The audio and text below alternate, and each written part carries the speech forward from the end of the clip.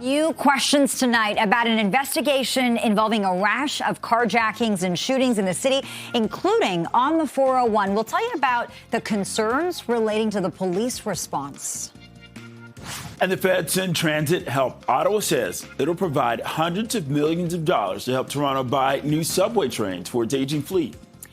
And it has been dubbed one of the busiest shopping days of the year. Check out that foot traffic. The GTA gets in on all the Black Friday excitement. We're live at Yorkdale Mall, speaking with shoppers. This is Live.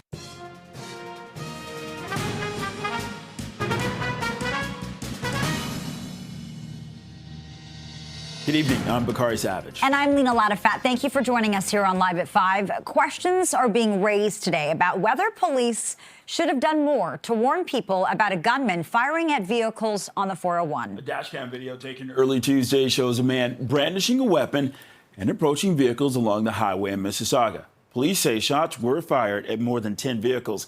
An arrest was made the next night in Toronto after a man fired shots while approaching cars near Dundas and the DVP. One person was critically injured. Concerns are being raised that the OPP didn't inform the public of the original threat until more than 5 hours after shots were fired. I think it's really timing. I believe that the communication centers all have at least somebody that will put out tweets on social media to warn of, fires, car accidents and things like that. Someone shooting with a gun on the major highways is as significant as you're going to get. So there's no excuse for that not getting out. And Troy Dennis LeDrew of no fixed address is facing more than 24 charges, including 2 counts of attempted murder, 6 counts of robbery with a firearm, and failure to comply with probation. Well, the TTC is set to receive funding from the federal government to replace aging trains on Line 2. Yeah, Deputy Prime Minister Chrystia Freeland announcing today that Ottawa will give $758 million to the city from the Canada Public Transit Fund. The city and the province previously put forward $1.5 billion together to fund the 55 new trains. The current trains on the East-West line, they're set to reach the end of their design life by 2026.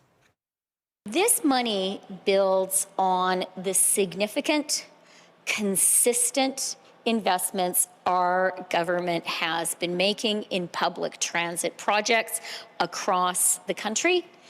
And so much of that investment has come here to Toronto, a city that relies on public transit, a city whose circulatory system is public transit. You know why it's important to have new cars? It's not just about the new cars. It means that we can now install, once the car is delivered, advanced train control. What's that? That means using GPS. Imagine that. Using GPS. Isn't it time that we use GPS so that the cars can come more frequently? And CP24's Lindsay Biscaya joins us live from our newsroom with reaction this hour. Lindsay. Yeah, and Lena and Bakari, this is obviously a big deal for those who travel online too, and a lot of people do. We heard Mayor Olivia Chow also saying today that 3 times the people are moved throughout the city online too than they are the gardeners. So it is a big deal. And for more on this, I want to bring in Maddie Simiateki, Director of the Infrastructure Institute at UFT. Good to have you today, sir. Thanks for joining us. Hi. Yeah, thanks for having me. So what do you think about this funding? $758 million for those new cars. Is that enough?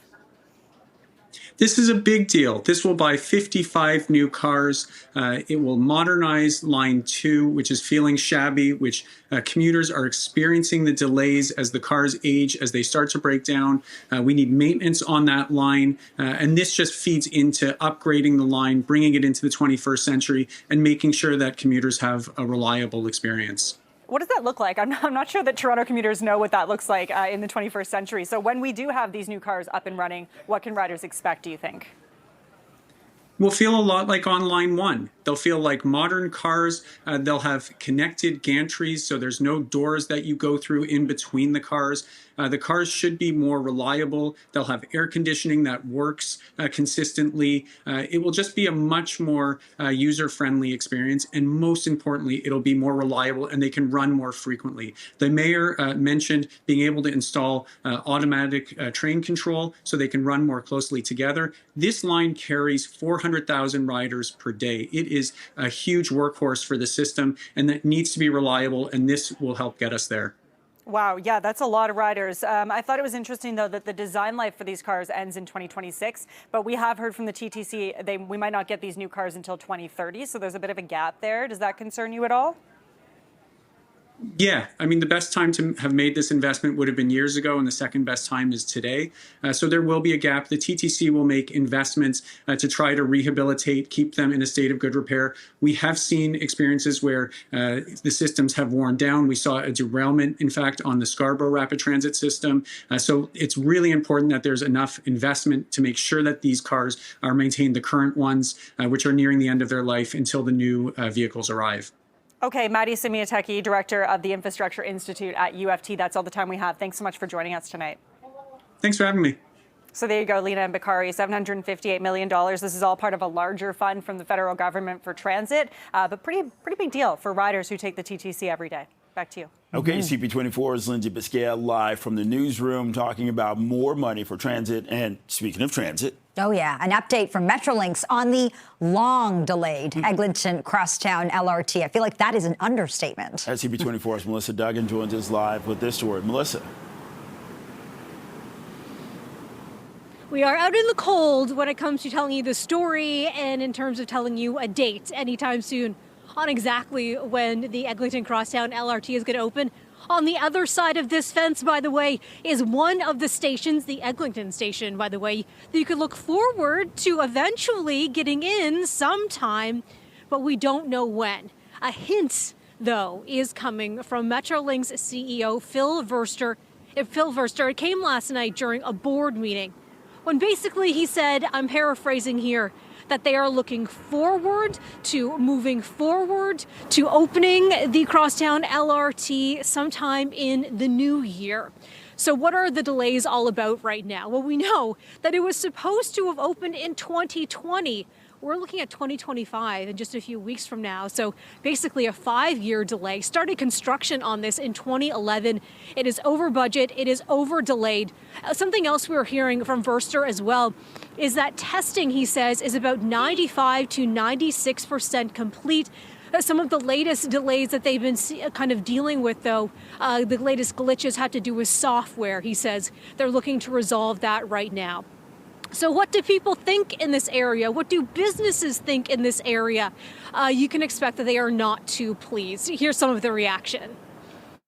I think I've stopped caring now, literally. We pass the train every single day. They're still working, still constructing. I think we've just stopped caring. The government is not doing anything about this, and I think no one really cares about it anymore. The sound of construction has been a regular thing around here. You kind of get used to it, but not used to it too, you know? So, I don't know. Are you hoping to ride it once it finally opens? Yeah, definitely. I mean, it'll come in handy, but right now it's just like pie in the sky, right? It doesn't make sense. We'll just keep waiting, right? They gave us a date. We just assume it's going to be another date eventually. So, yeah, we're not going to wait. All right, thanks.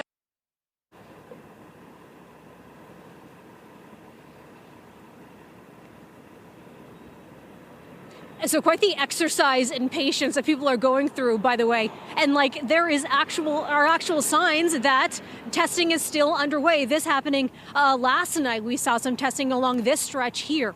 Something we heard from Metrolinx quite some time ago is that once they know 3 months out of when we're going to have an opening for this stretch, that's when we can expect to learn more about when this will open. But again, not even a 3-month warning at this point. Back to you in studio. All right, Melissa Duggan reporting live from Yonge and Eglinton. So interesting to hear people in that community just having given up at this point. They're losing hope. All right, Melissa, thank you.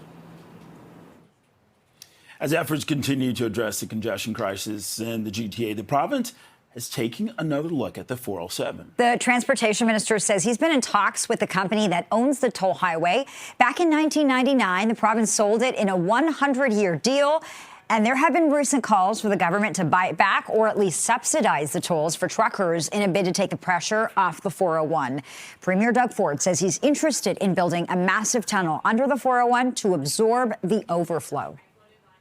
I sincerely hope that in this case the province takes a very prudent and responsible look at all of the options on the table I have no idea what the price tag would be at this point in time. I know there are limited resources, but I would hope that they would make the very best decision in the most responsible and prudent way possible. Ontarians are not interested in paying tens of billions of dollars for a fantasy tunnel that's not going to happen for decades. They need relief right now to get home to their families faster. And so the first and most immediate thing should be moving those trucks and freight off onto the 407. We're always in conversation with the 407 on a variety of issues and measures. Our government's response has always been to find ways to relieve congestion in the province. That's why the Premier announced the feasibility study on the tunnel under the 401, which would be the longest tunnel road tunnel in the world. We know that our highways are going to be at capacity in the next couple of years. That's why we're also investing in the 413 and the Bradford bypass, because we need to get people to their families quicker and faster. The group Environmental Defense estimates the cost of covering the cost of tolls for trucks on the 407 would cost roughly $4 billion over 30 years. By some estimates, the value of the highway is about $35 billion. Well, the Ford government is not going to support an NDP bill to make the National Day for Truth and Reconciliation a sad holiday in Ontario. Indigenous Affairs Minister Greg Rickford didn't rule it out in the future, saying he wants a clear consensus from Indigenous-led groups. Ontario's only First Nation MPP tabled a bill earlier this month to recognize September 30th as a stat holiday, saying it would help people reckon with the truth, learn, and reflect on Indigenous history. The Liberals and the Greens, as well as the Chiefs of Ontario and a group of 39 First Nations, have voiced support for the holiday. Right now it's 512, -1, but feeling more like -8 outside. This is Live at 5. Coming up, snow squall warnings. They're in effect for several areas north of the GTA. This would be our first snowfall of the season. Stay tuned.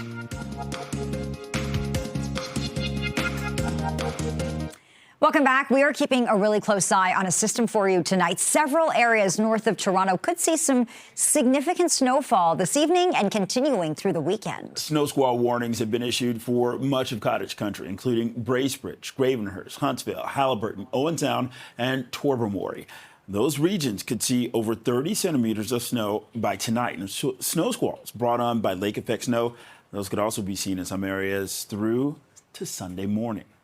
Well, Covenant House is expanding the services it offers youth in our city. It's officially launching a new winter respite center to help young people struggling to find a place to go as the temperatures drop. The most current data suggests that more than 1,000 youth are in the city's shelter system each night, and the demand continues to grow. Demand for our mental health services has increased 35% in the last year, and our residential programs, both shelter and housing, are full. Post-pandemic inflation and soaring rents continue to make daily living a challenge for young people in our city and frankly across our province and country. And heading into the winter months, the need for shelter is especially acute. Trying to find a safe, decent place to sleep and getting 3 meals a day is a real challenge for many young people in our city. And Mayor Chow attended today's launch and said the city knows the importance of helping young people who are struggling. We know that a young person that experience homelessness have different causes. They might be leaving an abusive family. They may be leaving a homeland that discriminate against them because of who they are. The consequence of being on the street is also different. The interventions needed for these young people are also different.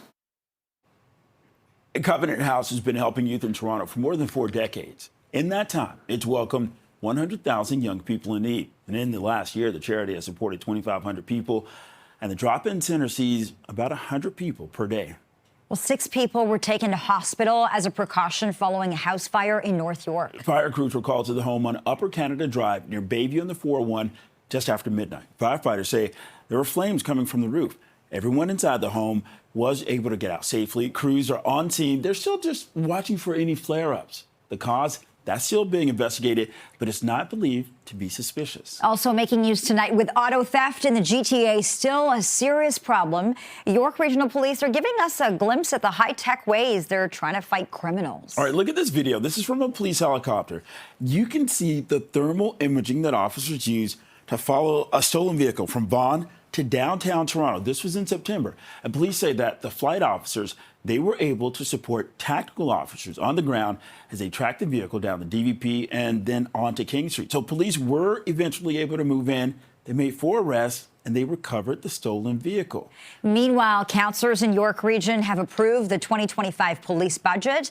The net operating budget is $441.5 million. That's an increase of 7.7% over this year. The capital budget is $32 million, with a spending authority for multiple year projects of just over $40 million. As part of the budget, York Police say they'll hire 154 more members to address recent surges in property and violent crime.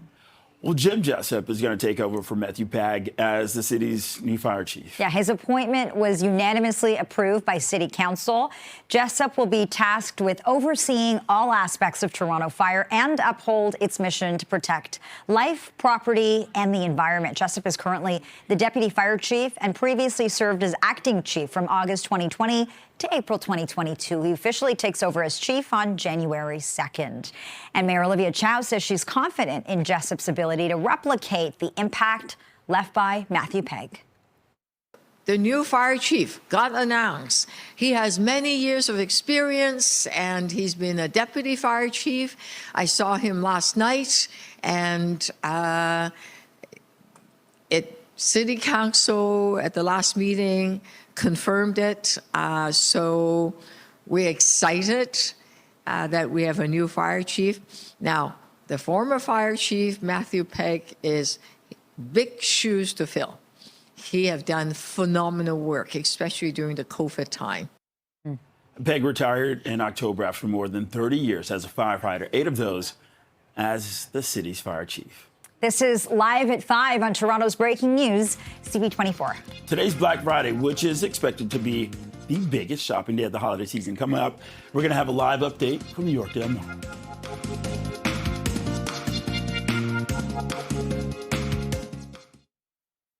The strike by 55,000 Canada Post employees, it's now entering its 3rd week, and there's no end in sight. No end in sight. Workers have been on the picket line since November 15th, and in an indication of how bad negotiations appear to be going, Canada Post is temporarily laying off striking workers. The extent of the layoffs not been confirmed by Canada Post or the union. This comes after mediation talks between the two sides were suspended because they were just too far apart on key issues.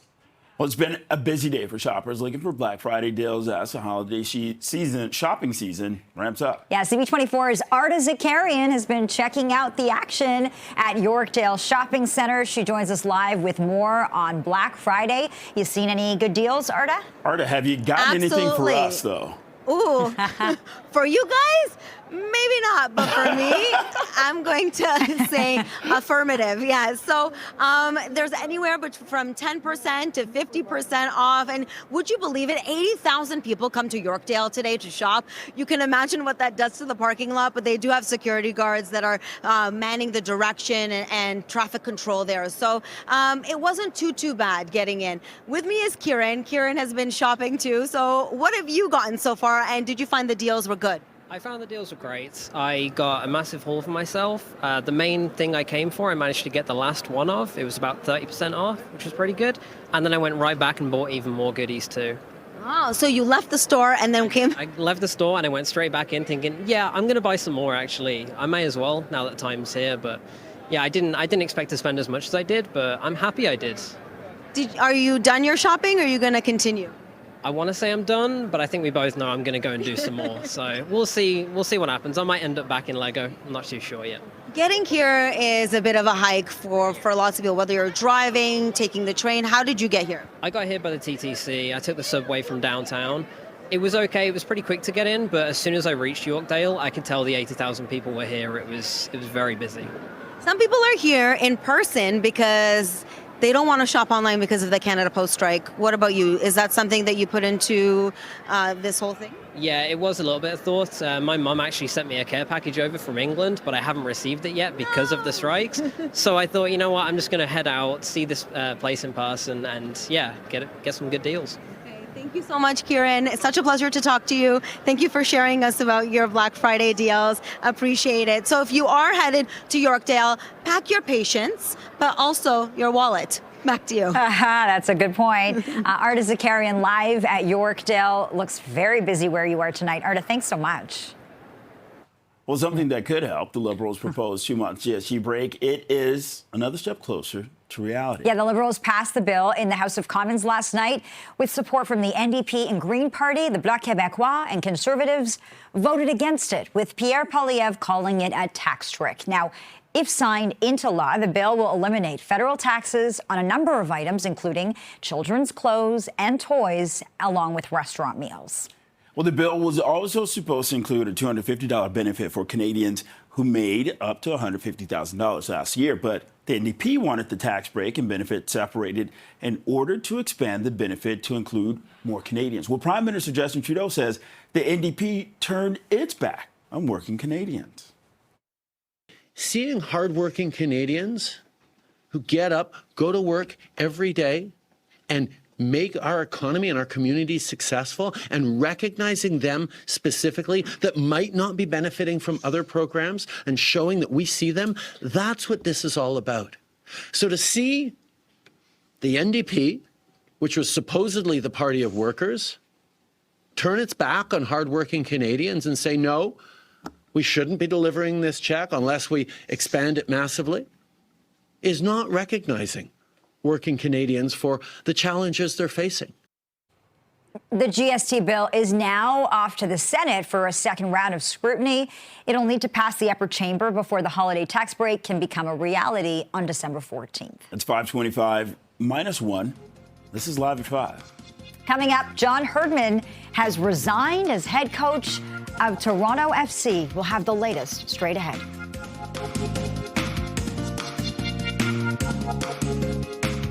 Welcome back. Austin Matthews says he will return to the Leafs lineup tomorrow. Okay, so Matthews has missed the last 9 games with an upper body injury. The Leafs won 7 games without their captain in the lineup. 6 of the forwards, including Max Domi and Bobby McMahon, they are expected to remain out. And the Leafs take on the Lightning in Tampa Bay tomorrow before returning to Scotiabank Arena for a 3-game homestand. It'll be good to have him back. Well, John Herdman has resigned as head coach of Toronto FC. Herdman was put in charge of the team in August of last year. This is after stepping down as coach of the Canadian men's national team. No reason for the resignation was given.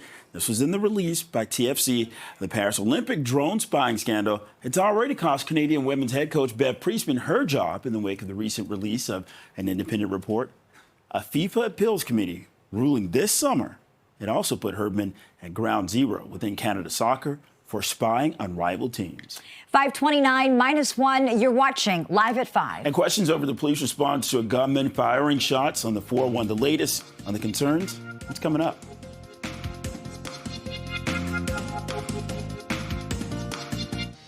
New questions today about an investigation involving a rash of carjackings and shootings in the city, including on the 401. Should police have notified the public earlier? We're going to take a look at that. The feds send much-needed transit help. Ottawa says it'll provide hundreds of millions of dollars to help Toronto buy new subway trains for its aging fleet. And it's been dubbed one of the busiest shopping days of the year. The GTA gets on all the Black Friday excitement. We're live at the mall with CP24's Arda Zakarian talking to shoppers. You're watching Live at 5.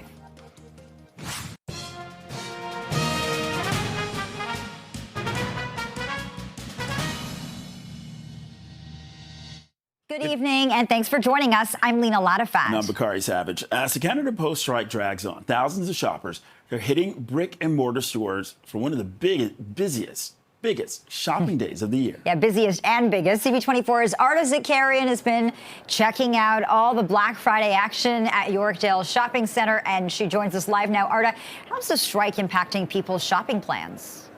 Oh, there's a lot of people who are not shopping online. They don't want to take the risk because of the Canada Post strike. Instead, they are coming down and buying things in person so they know that they have it. They do not want to miss the Black Friday deals. With me right now is mother-daughter team, Denz and Desiree. Thank you so much for being here with us. Tell us about your experience so far today in the mall. Yeah, I would say like experience here at the mall. You know, today is like PA day, and yeah, we have like no school. So yeah, shopping is like really fun. It was like, yeah, it was so much fun here. You know, you get to like do shopping, not like online shopping though. It was like so. Are you finding good deals? Yeah, for sure, for sure. Obviously. What did you buy? Clothes, I guess. What about you, Mom? Are you finding everything that you wanted? Well, not really. Like, I just, you know, my priority is like to be with her.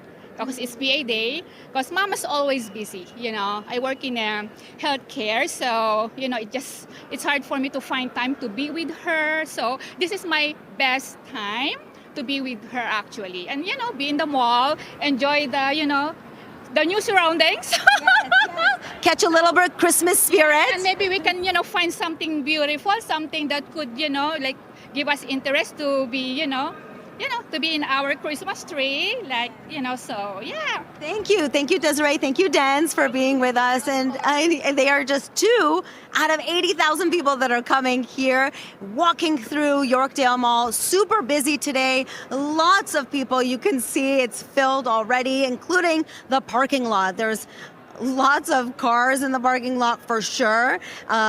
The traffic is heavy. However, there are traffic control security there as well who will help you, guide you along your way. So it's not as bad as you think. The mall's open until 9 o'clock this evening. Back to you. Yeah, And Arda. Yep. I was going to say, if that's what the mall looks like, I don't even want to know what the parking lot looks like. Well, I was going to say, know, right? Arda, that gives you a lot of time to pick up some things and bring back for us. Ooh. That's right. Okay, what do you want? Tell me. I'll put it on my A list. surprise me. Yeah, surprise us, Arda. How's that? Okay, you got it. Happy shopping, my friend. Thanks so much. Arda you. Zakarian live at Thank Yorkdale you. tonight. Well, switching gears, a major funding announcement by the federal government today. Hundreds of millions of dollars for the TTC to replace aging subway trains on Line 2. CP24's Lindsay Biscaya joins us live from the newsroom with the details. Lindsay, how much are we talking about, and what exactly does that entail? Yeah, well, we're talking about $758 million. This is out of a larger fund from the federal government. Bakari and Lena, what it entails is new cars on Line 2. So as you mentioned, these are aging street cars that we're talking about on the subway line. They're about 30 years old, and many experts say this is great, but we probably could have used this a little while ago because they are 30 years old and their design life expires in 2026. So there's a lot of issues. For those who ride on Line 2 quite often, you probably know what I'm talking about. But this is good news because we'll probably see some of those issues disappear once we get these new cars in place. So yeah, a big deal today with this funding coming in from the federal government. And we did hear from Finance Minister Chrystia Freeland about what this means. She made that announcement today. Here's more on that. This money builds on the significant, consistent investments our government has been making in public transit projects across the country. And so much of that investment has come here to Toronto, a city that relies on public transit, a city whose circulatory system is public transit. And obviously, public transit has been quite the discussion over the last couple of years in this city. There's been quite a few issues, people not incredibly happy with how it's been going. So again, good news. Mayor Olivia Chow, also one of those people who is happy to hear about this funding. She was at that announcement today, too, and talked about just how dependent so many Torontonians and people who live in the GTA who commute downtown are on Line 2. Here's more from the mayor. A lot of the riders have been saying, gee, the subway cars are old. Sometimes not the most reliable. Sometimes it's slowed down. Sometimes the tracks or the signals may not be working perfectly. And 6 years ago, the former CEO said, we need a capital investment plan. And the subway cars are one of the things that got identified. So out of the $30 billion that the federal government is investing in transit across the country, $1.2 billion has been allocated to the TTC. And so this is just a portion of that funding. But again, good news. What we don't know yet is exactly when these cars will be ready. We know they're being manufactured in Thunder Bay. And we had heard from the TTC in the past that they might not be ready to go and on the rails until 2030. But again, we're still waiting on real confirmation in terms of when they could be ready. Back to you. All right, details of more money for the TTC from CP24's Lindsay Biscaya live in our newsroom and continuing the talk about transit. An update from Metrolinx on the long-delayed Eglinton Crosstown LRT today. Yeah, CEO Phil Verster says a software design glitch has now been fixed, and he expects the project to be completed in the new year. Some people think that sounds too good to be true. CP24's Melissa Duggan joins us live with those details. Melissa, yes, this is a significant update, but there's still no date.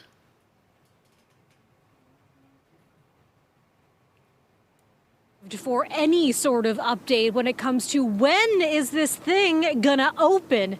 We're outside of one LRT station right now. The lights are working, so we know that that's good, but testing is still underway. So after Melissa, that we heard from Metrolinx CEO. We heard from Metrolinx CEO Phil Verster last night during a board meeting. It was during that time when he said, we're excited to keep on moving the commissioning of the Eglinton Crosstown LRT forward towards an opening date in the new year, but no exact date given.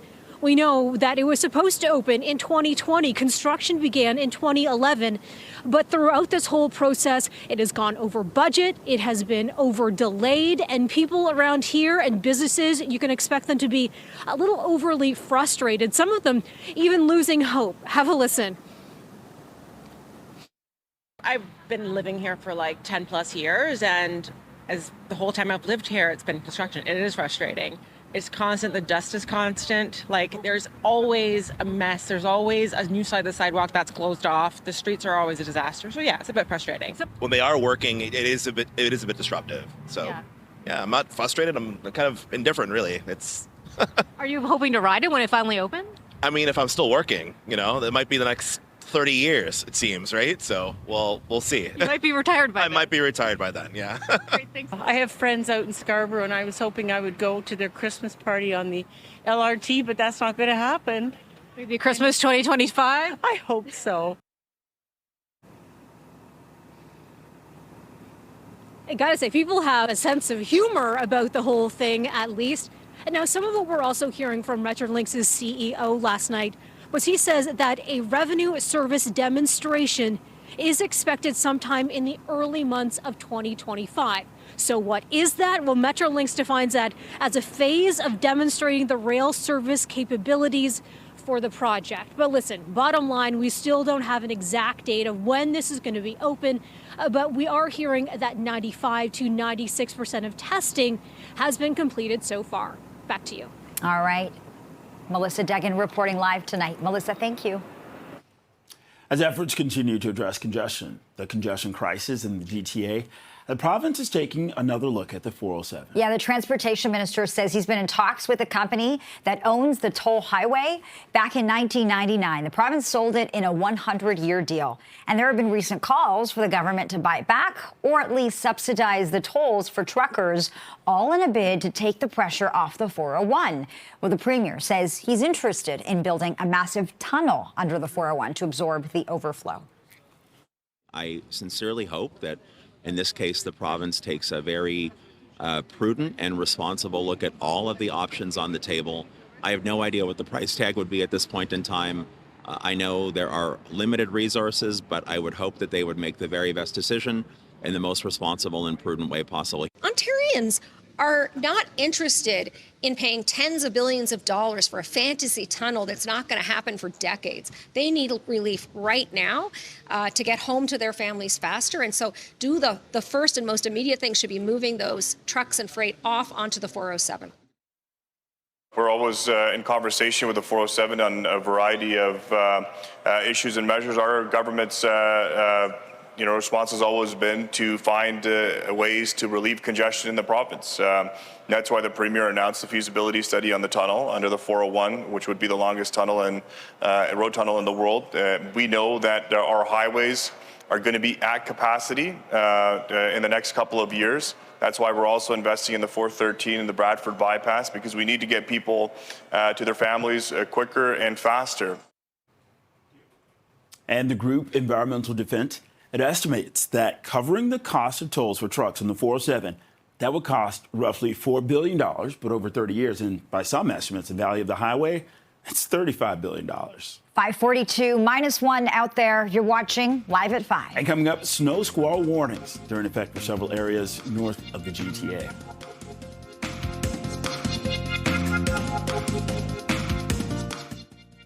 Welcome back. A rally is being held downtown this hour to commemorate the International Day of Solidarity with the Palestinian people. Okay, right now, let's go to a live look. This is Young Dundas Square.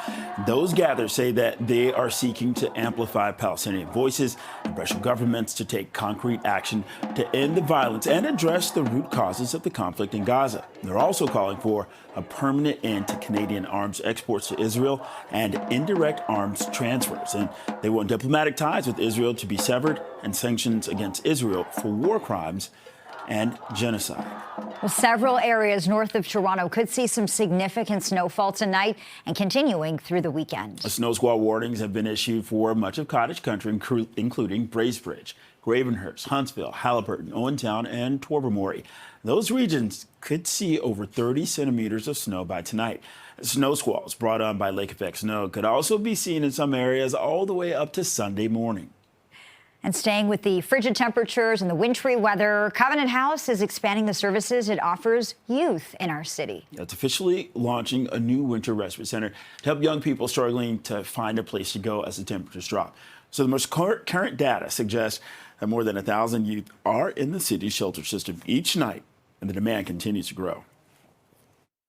Yes, we're dedicated to ensuring that youth experiencing homelessness have their basic needs met, but the services and programs they need are really to help them heal, grow, and thrive. And this is why we're offering young people in this program access to health care, youth-focused mental health, on-site education and employment programs, all to help them break the cycle of homelessness. Mayor Chow attended today's launch and said that the city knows the importance of helping youth who are struggling.